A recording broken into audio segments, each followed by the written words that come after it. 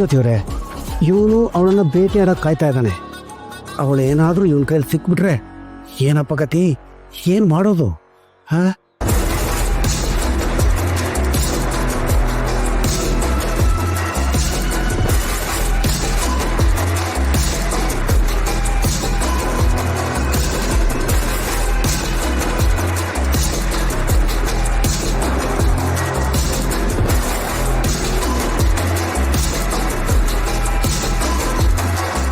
ದೇವ್ರೆ, ಆ ಮಲ್ಲಿ ಇವತ್ತು ಈ ಕಡೆ ಬರ್ದಂಗೆ ನೋಡ್ಕೊಳಪ್ಪ. ಈ ರಾಕ್ಷಸನ ಕೈಲಿ ಸಿಗದಿರೋ ಅದು ನೋಡ್ಕೊಳಪ್ಪ. ಈ ವಿಷಯನ ಗೌತಮ್ಗೆ ಮುಟ್ಸೋಣ ಅಂದರೆ ಆ ಆನಂದ ನನ್ನ ಮಾತನ್ನೇ ನಂಬಲ್ಲ ಅಂತಾನೆ.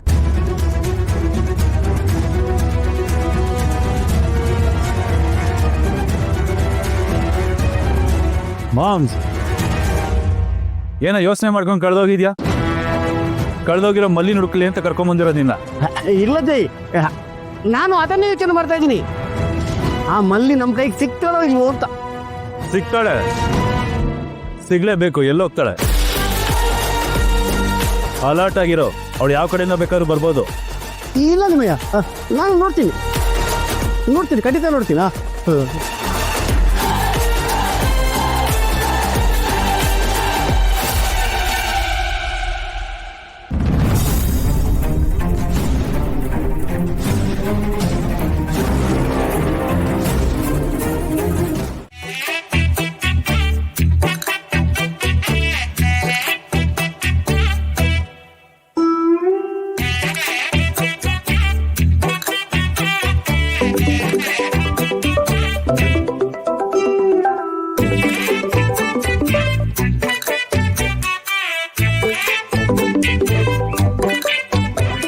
ಫೋನ್ ಬರ್ತಿದೆ, ಮಾತಾಡಿ.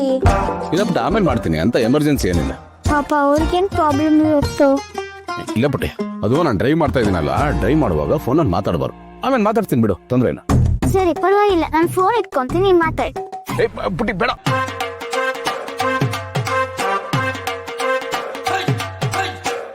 ಪುಟ್ಟಿ ನೀ ಹೇಳೋ. ಹಲೋ, ಎಲ್ಲಿದೆ ಗೆಳೆಯ? ಏ ನನಗೆ ಸರಿಯಾಗಿ ಕೇಳ್ತಾ ಇಲ್ಲ, ತುಂಬಾ ಡಿಸ್ಟರ್ಬೆನ್ಸ್ ಇದೆ, ಆಮೇಲೆ ಮಾಡ್ತೀನಿ ಇಡು.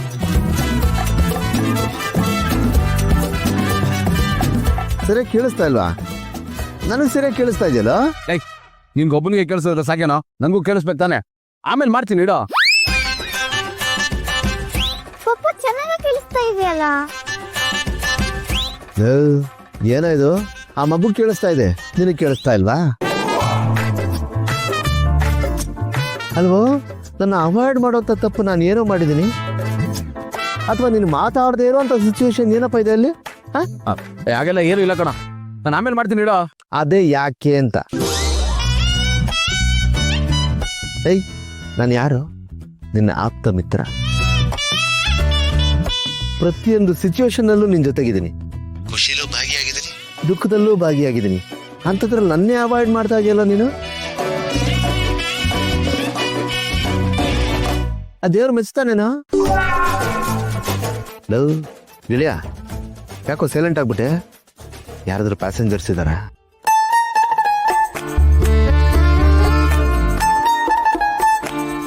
ಇರ್ಲಿ ಬಿಡ ಗೆಳೆಯ. ಹಲೋ, ನಾನೇನು ಬೇರೆವ್, ನೀನು ಆಪ್ತ ಮಿತ್ರ ಕಣ.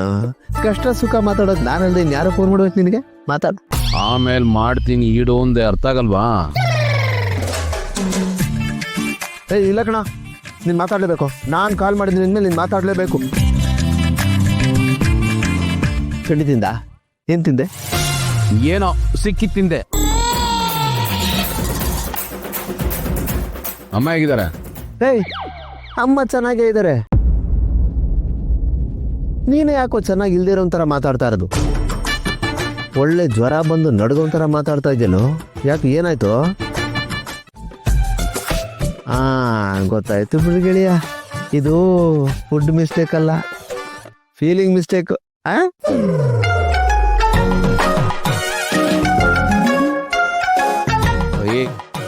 ಏನ್ ಫೀಲಿಂಗ್ಸು ಗೆಳೆಯ? ಗೊತ್ತು ಬಿಡ, ಅದಕ್ಕೆ ಮೇಲೆ ನಿನಗೆ ಎಷ್ಟು ಫೀಲಿಂಗ್ಸ್ ಇದೆ ಅಂತ ನನಗೆ ಚೆನ್ನಾಗಿ ಗೊತ್ತು. ನೀನೇನು ಒದ್ದಾಡಿದ್ 1 ದಿವಸನ 2 ದಿವಸನ? 5 ವರ್ಷ. ಅವ್ರನ್ನ ಹುಡುಕ್ದೇ ಇರೋ ಊರೇ ಇಲ್ವಲ್ಲ, ಬೇಡ್ಕೊಳ್ದೇ ಇರೋ ದೇವರೇ ಇಲ್ವಲ್ಲ. ಡೋಂಟ್ ವರಿ ಗೆಳೆಯ, ಅತ್ತಿಗೆಗೂ ನಿನ್ನ ಮೇಲೆ ಅಷ್ಟೇ ಫೀಲಿಂಗ್ಸ್ ಇದೆ, ಅಷ್ಟೇ ಪ್ರೀತಿ ಇದೆ.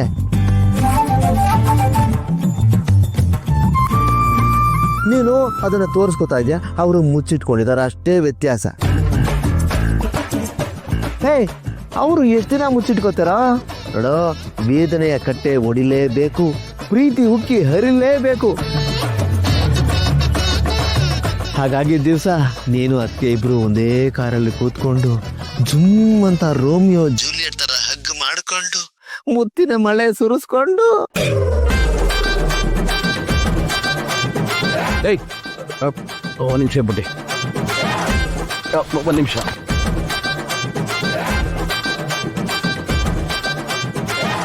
ಏಯ್ ನನ್ನ ಮಗನ ಹೆಂಕಿ ಬಿತ್ತು ನಿನ್ ಮುತ್ತಿನ ಮಳೆಗೆ. ಫೋನ್ ನನ್ನ ಮಗನೇ, ಹಿಂಗೆ ಏನೋ ಮಾಡ್ತೀಯ ನನ್ಗೆ ಗೊತ್ತು. ಹೇಳ್ತಾ ಇದೀನಿ, ಫೋನ್ ಇಡೋ ಆಮೇಲೆ ಮಾಡ್ತೀನಿ ಅಂತ ಅರ್ಥನೇ ಆಗಲ್ಲ ನಿನ್ಗೆ. 3 ಕತ್ತೆ ವಯಸ್ಸಾಯ್ತಲ್ಲ, ಯಾವಾಗ ಬುದ್ಧಿ ಬರೋದು ನಿನ್ಗೆ? ಸುಮ್ಮನೆ ಬಾಯಿಗೆ ಬಂದಾಗ ಮಾತಾಡ್ತಾನೆ ಇರ್ತೀಯ, ಸೆನ್ಸು ಇಲ್ಲ, ಕಾಮನ್ ಸೆನ್ಸು ಇಲ್ಲ. ಇಡ ಫೋನ್.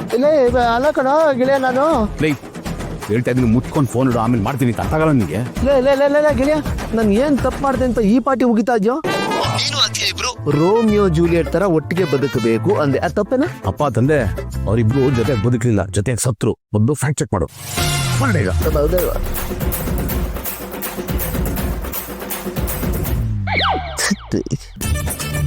ಅಲ್ಲ, ನಾನು ಜೊತೆಗೆ ಬಾಳ ಬದುಕದವ್ರ ಹೆಸರು ಹೇಳ್ಬೇಕಾಗಿತ್ತಲ್ವಾ? ಫ್ಲೋನಲ್ಲಿ ಒಟ್ಟಿಗೆ ಸತ್ತವ್ರ ಹೆಸರು ಹೇಳ್ಬಿಟ್ನಲ್ಲ. ಕಮ್ಮಿ ಹೋಗುದು, ಇನ್ನೂ ಜಾಸ್ತಿ ಹೋಗಿಬೇಕಾಗಿತ್ತು ನನಗವನು. ಸಾರಿ.